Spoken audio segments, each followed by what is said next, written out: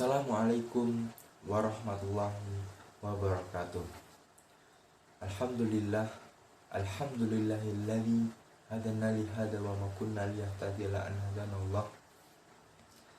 Alhamdulillah, pada kesempatan kali ini kita bisa berkumpul, kita bisa menikmati nikmat yang telah diberikan oleh Allah, yaitu nikmat sehat, nikmat kesempatan, sehingga kita dapat masih bisa berkesempatan untuk mendengarkan video ini.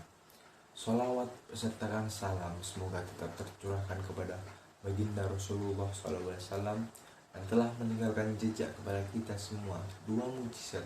Apabila kita tidak berpegang teguh pada dia, kedua mujizat ini, maka kita akan tersesat, yaitu Al-Quran dan As-Sunnah. Pada kesempatan kali ini, izinkan saya untuk menyampaikan beberapa materi tentang balasan dan karma menurut Islam. Katakanlah, hai manusia, sesungguhnya aku adalah seorang pemberi peringatan yang nyata kepada kamu. Maka orang-orang yang beriman dan beramal soleh, bagi mereka ampunan dan rezeki yang mulia. Dan orang-orang yang berusaha dengan maksud menentang ayat-ayat kami dengan melemahkan kemauan untuk beriman, mereka itu adalah penghuni-penghuni neraka. Quran Surat Al-Hajj ayat 49-51. Nah, dari ayat itu kita dapat berkesimpulan bahwa pemberi balasan itulah ada nyata, yaitu oleh Allah Subhanahu wa Ta'ala. Sebab ayat itu turun karena pada waktu itu Nabi Muhammad SAW mencari orang-orang kafir karena mereka akan mendapatkan siksa dari Allah Subhanahu wa Ta'ala. Maka Allah berkata kepada Nabi Muhammad, katakanlah, hai Muhammad, hai manusia, sesungguhnya aku adalah seorang pemberi peringat yang nyata kepada kamu.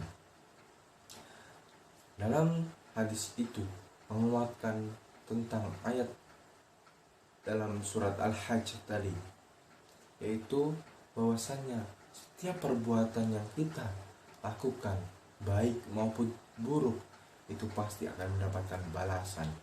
Nah, balasan tersebut akan diberikan, akan dikeluarkan oleh Allah Subhanahu wa Ta'ala sesuai dengan apa yang telah kita perbuat.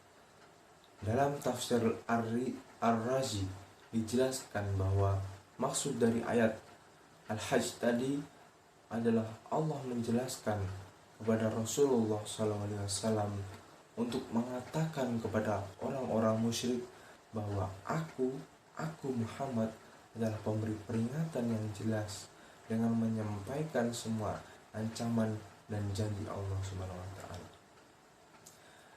Allah mengingatkan kepada manusia, kepada umat manusia melalui Nabi Muhammad SAW, yaitu tentang balasan itu adalah nyata adanya.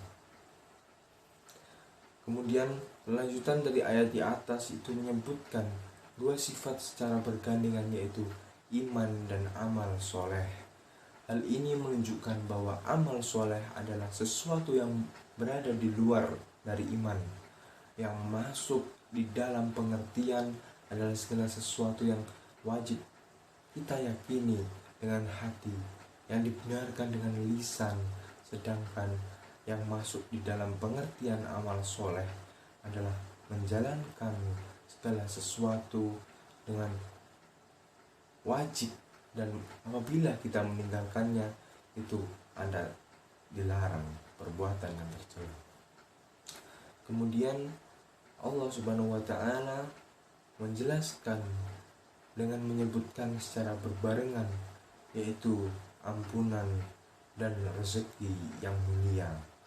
Itu menurut tafsir Ar-Razi menjabarkan bahwa makna yang tersurat dalam kata itu adalah ampunan, yang kata lain dari bahasa Arab yaitu maghfirah adalah Allah mengampuni dosa-dosa kecil atau dosa-dosa besar yang disesali dengan taubat. Sedangkan yang dimaksud dengan rezeki yang mulia adalah isyarat dari Allah Subhanahu wa taala tentang pahala. Sedangkan kata mulia merupakan salah satu sifat yang positif atau terpuji. Nah, dari itu maka kita selayaknya manusia, kita mendalami apa yang ada di dalam agama kita, karena kita tidak tahu bahwa agama kita itu sudah mendesain sebuah kerangka kehidupan yang utuh, yang apabila kita mengetahui itu semua, kita mampu berkehidupan, mampu hidup dalam dunia ini dengan tuntunan yang lurus. Maka dari itu, makna yang maksud dari susunan ayat di atas itu tentunya diambil ada kesimpulan yang bahwa Nabi Muhammad SAW itu memberikan peringatan tentang balasan dari Allah Subhanahu wa taala.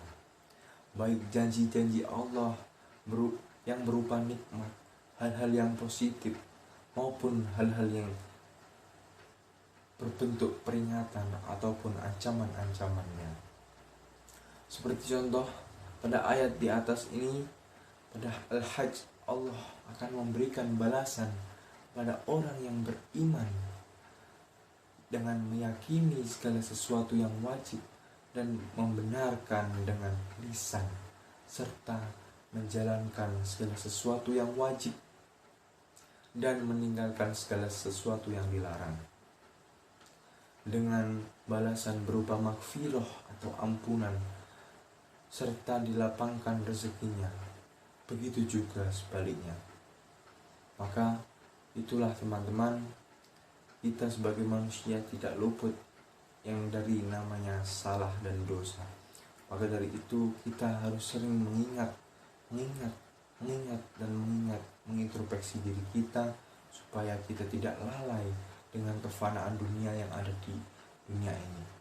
Tentunya di dunia ini pastinya ada cobaan dan rintangan. Untuk itu, marilah kita berbenah diri, kita kembali ke ajaran Allah Subhanahu wa taala untuk selalu taat dan patuh kepadanya. Mungkin hanya itu yang bisa saya sampaikan dalam sharing pada waktu ini. Apabila ada salah kata, saya mohon maaf.